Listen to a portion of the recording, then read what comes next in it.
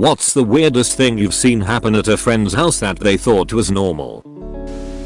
When I was in high school, a friend asked me and 2 other friends to his house for dinner. His mom served homemade bean soup, which was very good. Toward the end of the main course, she brought out chocolate cake for dessert. She cut each of us a slice and plopped it into our bowls, in which we each still had about an inch of soup. Us guests exchanged puzzled glances, but the family dug right in. So apparently chocolate cake soaked in bean soup was an ordinary thing for them. So was it good?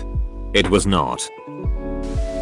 When I was like 10 or 11, a new kid moved into our town and started at our school. I was always super nice to new kids because I moved a bit and changed schools a bit. I knew how hard it was. We made friends and he had me over for a sleepover. He decided to show me a Polaroid picture of his mother having sex with a dog. I was just like, WTF dude, let's play Nintendo. My childhood best friend lived with his grandparents. His grandfather was a clockmaker. He mostly restored them. Their large 2-story houses' walls were covered in old restored grandfather and cuckoo clocks. Each one had a small sticker with a number so he could keep track of them all. The highest number I saw was over 700. I would say 25% of them were wounds, so every hour you were treated to a symphony of clocks. I didn't appreciate it when I was a kid, but those clocks were fantastic pieces of workmanship. For all the creepy stories on this thread, this one is nice and wholesome.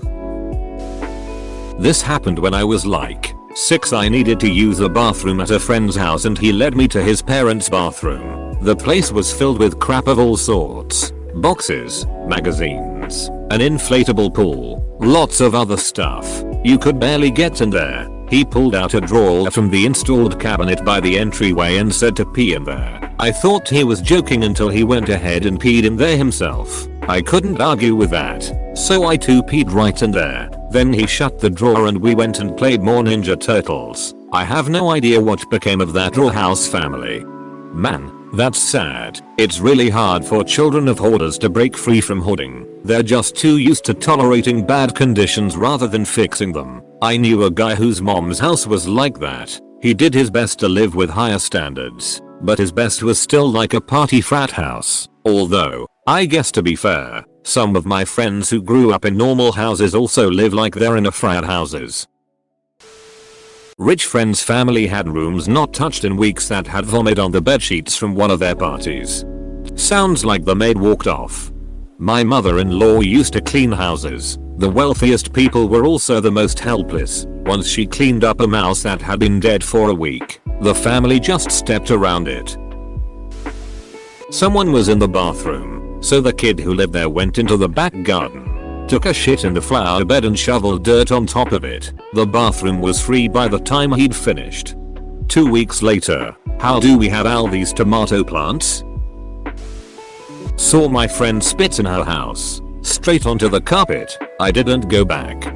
It's been a full 90 seconds since I read this and I still can't focus enough to move on to the next one. I'm learning that it's the filthy people who shock me. I guess I expect perverts, but peeing in bathroom drawers and spitting on the carpet is too much for me. When I was a kid, the neighbor's TV was always at 75% volume or higher. They'd literally sit in the living room and scream at each other over the TV on blast. My partner's friends do this but with music. The dad always has the music on full blast so everyone has to yell to have a conversation. I hate going to their house. Also, I hate having them over because, since they have to yell at home, they talk that way all the time. They're just super loud all the time. They're really nice people but I can't stand being around them. Maybe they all have hearing damage at this point. One time I was at my friend's house while his dad was working late. His mom brought home 2 Little Caesars pizzas for us, his brother and his parents. By the time his dad got home from work, there was no pizza, so his dad just made himself a salad for dinner and no one got screamed at until they cried. Edit. Well shit, I didn't see this coming. I'm sorry dude. I was shocked the first time I saw normal parents too. Posts and threads like this make me realize I take a lot of things in my life for granted that I should appreciate more. I have an opposite one because I had the weird family. In high school I had a sleepover and one friend went to the kitchen in the middle of the night and saw my dad inebriated. in his underwear and stained shirt, on his knees in front of the fridge drinking mustard out of the bottle. Monday rolls around and the rumors have spread and I was like, wait, all your dads don't do that too? Exclamation point.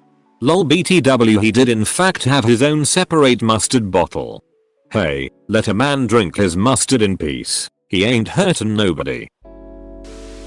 A neighbor's dad was an avid fisherman and he would use these electrode things in the lawn to get worms to come up that he was gonna use as bait. He would also eat some of the first ones to come up to check if they tasted right. If not, he would remove the electrodes and try again another day. Now I need to know how they're supposed to taste and why this man knows what fish like in a bait worm. Everyone took their shirts off at the dinner table. Yeah. Can't spill food on your shirt if you're not wearing one. My friend got backhanded across his kitchen. He slid across the floor to me. After about a 5 count, he got up and we went and played chess. Future chess boxing champ right there. A roughly 4 feet long python roaming free around the room at a gathering with guests. Snake was chill as fuck but still. Bruh, who you hanging out with? Voldemort? Best part was, I crashed on the couch drunk with the snake still loose in the room. That was one chill, big snack. Went to friend's house as a kid, sitting at the dining table for lunch. House phone rings. Everyone falls to the floor around me including the mum and dad. I'm the only one left sitting there. The dad informs me that I now must answer the phone. Hello, Johnson's house. I hold the phone out to the dad. It's for you. Everyone laughs. I am so uncomfortable. The next time that phone rang, I was the fastest to the floor, I can tell you that. Such a fun loving family. Loved going around there.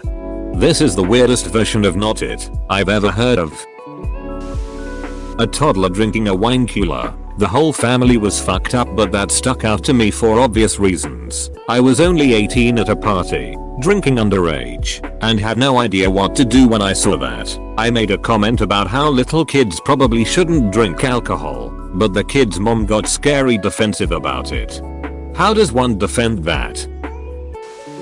I had a friend when I was 13-14 whose family didn't speak at all when they ate dinner. The first time I ate there I tried to make conversation and got a super weird glare and shake of the head from the mom. After dinner was done everyone would just go back to doing whatever. I remember thinking at the time while I ate an awkward silence, why would anyone want to eat like this every day? I come from a family of 8 where dinners were chaos, so maybe I was conditioned too far the other way. My friend's mom told him to masturbate later today, just casually like it was a regular thing to say to your kids. He was just like, yeah sure. A friend of a friend in college didn't realize you were supposed to masturbate when you felt like it. Instead, he'd schedule time like once a week in his calendar to remind himself to masturbate. Thanks for watching. Subscribe for more Reddit videos.